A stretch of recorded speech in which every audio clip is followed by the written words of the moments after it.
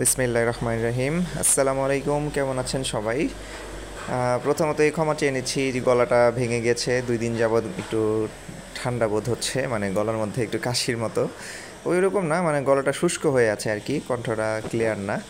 তো যথারীতি প্রতিদিনের মতো রাওয়ার সামনে ওয়েট করছি। এই জায়গাটাতে আমার দাঁড়াতে বেশ ভালোই লাগে ওয়েট করতে। তো ইতিমধ্যে একটা ট্রিপ আমি পেয়ে গিয়েছি, ওনার জন্য ওয়েট করছি। উনি এসকেএস থেকে নামবে, তো নামার পরে আমাকে ফোন করলে আমি জাস্ট এগিয়ে যাব, যেহেতু এসকেএসের মধ্যে ড্রাইভওয়েতে দাঁড়ানোর কোনো অপশন নেই, সেখানে রানিং অবস্থায় চলে যেতে হয়। তো এখানে মজার ব্যাপার ক্লিয়ার করি, যেহেতু ভিডিওটা আসলে ভয়েস কভার দিচ্ছি। তো যাকে নিয়েছিলাম, ওই ভদ্র মহিলা যিনি বা আপি, ওনার স্ক্রিনশটটা তো এখানে থাকবে নামের বা ট্রিপটির। তো উনি ড্রপ করার পরে আমাকে আজকে, এমনিতে নর্মালি অনেকে টিপস তো দেয়ই সাধারণত, তবে উনি ম্যাক্সিমাম লেভেলের টিপস, মানে একদম কত 100 টাকা টিপস দিয়ে দিল উনি। আমি যখন টাকা ব্যাক করতে গেলাম, আসলে নাম হচ্ছে তিনা, উনি উত্তরাতে আসলে নেমেছেন। তো ওনাকে ব্যাক করতে যাই, উনি নিবেই না, বলে না না প্লিজ এটা আপনি রেখে দেন। তো বাই দ্য ওয়ে, তো টিপসগুলো আসলে খুব অ্যাডভান্টেজ হিসেবে কাজ করে। তো সেখান থেকে আমি রওনা দিই। তবে আজকে মজার একটা ঘটনা শেয়ার করব কিছুক্ষণের মধ্যে আপনাদের সাথে, মজার প্লাস বিড়ম্বনাও বটে। তো এভাবে পরপর আমি দেখা যায় উত্তরা থেকে আবার গিয়েছিলাম খুব সম্ভবত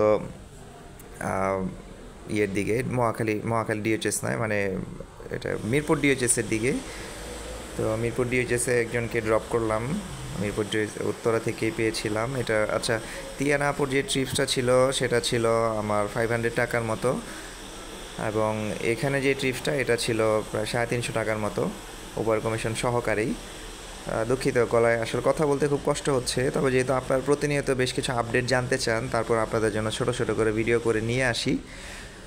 তো গলাটা খুব বসে গেছে, কথা বলা যাচ্ছে না। আর গাড়ির এসি যেহেতু অন থাকে, গলার মধ্যে একটু বাতাস লাগে, প্যানেল ঘুরিয়ে দিলেও ঠান্ডা লাগে।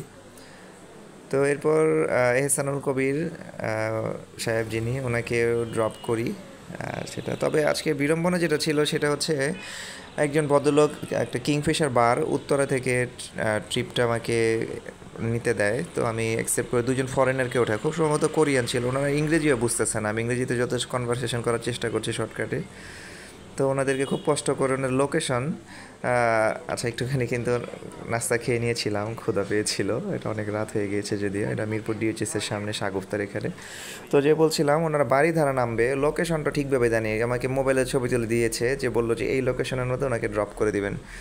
তখন কী আর করা, তো খুঁজে খুঁজে খুঁজে খুঁজে ড্রপ করলাম, ওনারা কথাও বোঝে না, তো ফাইনালি দিয়ে আসলাম। তো এরপর যেটা হয়েছে, যে ট্রিপটা আসে সেটা হচ্ছে বনানী থেকে যাবে আপনার ইয়েতে, যে মারিয়া নামে যেই ভদ্রমহিলা, ওনারা যাবে উত্তরা। ওনাদের ফোন রেখে আসছে আরেক উবারের গাড়িতে। এখন ট্রেনে যেতে হবে, এক্সপ্রেসওয়েতে ওঠার পর বলে এক্সপ্রেসওয়েতে 80 লিমিট, 80-র উপরে টানা যাবে না। আমি বললো যে নিচে দিয়ে গেলে স্পিডে যাওয়া যেত। পরে বলে হো, তাহলে কি আর করা, বাই দেবে। তো ওনাদেরকে নিয়ে ওইখান থেকে ফোন উদ্ধারের মিশনে গেলাম, ফোন পেলাম উবারের গাড়িতে। বাড়িতে পার্ক করা নানান ঝক্কি ঝামেলা। তো আসার পর যখন ওনাদেরকে আবার বনানীতে ড্রপ করলাম, এখানে আমার একটা লাভ হয়, এখানে 700 টাকা ট্রিপ হয় অল্প সময়ে। তো ওনারা আমার গাড়িতে আবার ফোন রেখে চলে যাচ্ছে, পরে আমি গিয়ে বললাম যে এই ফোনটা আবার রেখে দেন। এই হচ্ছে অবস্থা মূলত।